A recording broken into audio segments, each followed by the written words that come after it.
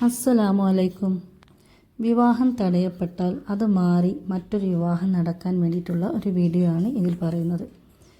നമ്മുടെ മകനാവട്ടെ മകളാവട്ടെ, നമ്മളെല്ലാ സൗകര്യങ്ങളോട് കൂടി നമ്മളെ മകൾക്കോ മകൻക്കോ ഒരു വിവാഹം കൊണ്ടുവന്നിട്ടുണ്ടെങ്കിൽ എന്തെങ്കിലും കാരണവശാൽ അത് ആ കല്യാണം മുടങ്ങിപ്പോവുക, അല്ലെങ്കിൽ ആരെങ്കിലും എന്തെങ്കിലും പറഞ്ഞു കൊടുത്ത് കല്യാണം മുടങ്ങിപ്പോവുക, ഇതൊക്കെ നമ്മൾ അറിയാതെ നമുക്ക് വേണ്ടി മറ്റുള്ളവർ വെക്കുന്നൊരു വിനയായിരിക്കും.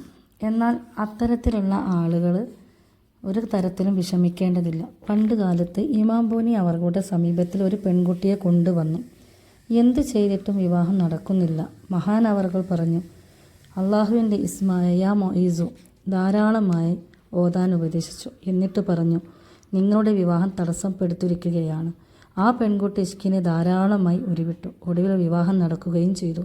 മറിച്ച് ഇങ്ങൊരു പുരുഷന്മാർക്കാണ് ഇങ്ങനെ സംഭവിച്ചതെങ്കിൽ അവർക്കും ഈ ഒരു ഇസ്മിനെ ധാരാളമായി ഓതിയാൽ മതി. അള്ളാഹുവിന് കഴിയാത്തതായി ഒന്നും തന്നെയില്ല. ഇത്തരം തടസ്സപ്പെടുത്തലുകൾ ചെയ്യുന്നവർ ആരു തന്നെ ആയിരിക്കോട്ടെ, അള്ളാഹുവിൻ്റെ മുമ്പിൽ കയ്യും കെട്ടി എണ്ണി സമാധാനം പറയേണ്ടി വരുന്നതാണ്. ഈ ഒരു കാര്യം ഈ ചെയ്യുന്ന ആളുകൾ മറന്നു പോകാനും പാടില്ല. യാ അയ്യുഹല്ലദീന ആമനുസ്ബിറു വസാബിറു വറാബിത്തു വത്തഖുല്ലാഹ ലഅല്ലാമുൽ ഉയൂബ് എന്ന ഒരു ആയത്തും ഓതുക. വിവാഹം തടസ്സപ്പെട്ടാൽ ഇതിനെ ധാരാളമായി ചൊല്ലിക്കഴിഞ്ഞാൽ എന്ത് തടസ്സങ്ങളാണെങ്കിലും ശരി, പെട്ടെന്ന് തന്നെ അനുയോജ്യമായ നല്ലൊരു വിവാഹം നടക്കും. പെട്ടെന്ന് ഇൻഷാ അല്ലാഹ് എല്ലാവരും ഇതൊന്ന് ചെയ്ത് നോക്കുക.